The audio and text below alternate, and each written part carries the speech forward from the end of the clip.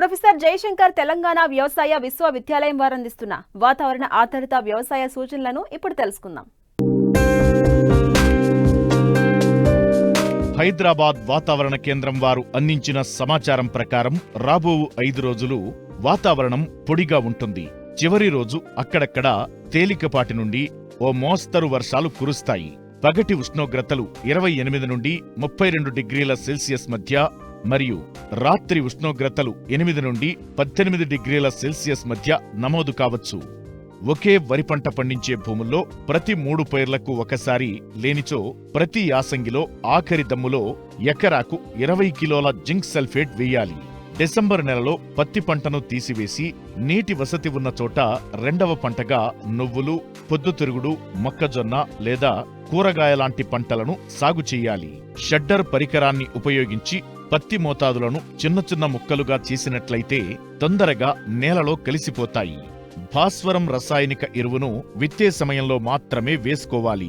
నూనె గింజల పంటల్లో భాస్వరంను సింగిల్ సూపర్ ఫాస్ఫేట్ రూపంలో వేసుకోవడం వలన భాస్వరంతో పాటు కాల్షియం, గంధకం పోషకాలు లభ్యం కావడం వలన గింజలో నూనె శాతం, గింజ బరువు పెరిగి అధిక దిగుబడులు పొందవచ్చు.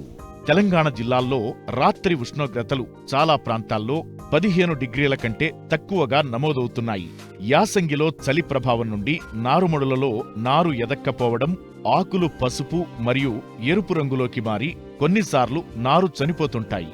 ఇలాంటి సమయంలో రైతులు చేపట్టవలసిన రక్షణ చర్యలు ఇప్పుడు చూద్దాం.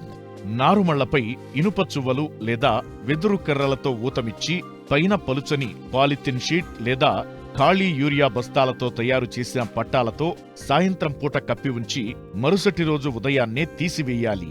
రాత్రి వేళల్లో నారుమడిలో నీరు నిండుగా ఉంచి తెల్లవారుజామున తీసివేసి కొత్త నీరు పెట్టాలి. 10 నుంచి 12 రోజుల దశలో నారు ఆరోగ్యంగా పెరగడానికి పైపాటుగా 1 కిలో యూరియాకి 2 గ్రాముల కార్బెండిజం ప్లస్ మ్యాంకోజబ్ మిశ్రమ మందును కలిపి వేసుకోవాలి. ప్రస్తుత వాతావరణ పరిస్థితులు వరిలో జింకు ధాతువు లోపం ఆశించుటకు అనుకూలం. నివారణకు 2 గ్రాముల జింక్ సల్ఫేట్ మందును లీటరు నీటికి కలిపి పిచికారీ చెయ్యాలి.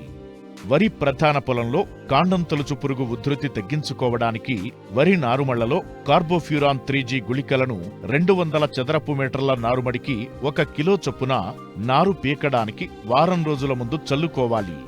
ప్రస్తుత వాతావరణ పరిస్థితుల్లో చలి ప్రభావం వలన మొక్కజొన్నలో భాస్వరం లభ్యం కాకపోవడం వలన ఆకులు ఊదారంగులోకి మారే అవకాశముంటుంది. భాస్వరం లోప లక్షణాలు గమనించినట్లయితే నివారణకు 319 లేదా DAP 10 గ్రాముల మందును లీటరు నీటికి కలిపి పిచికారీ చెయ్యాలి.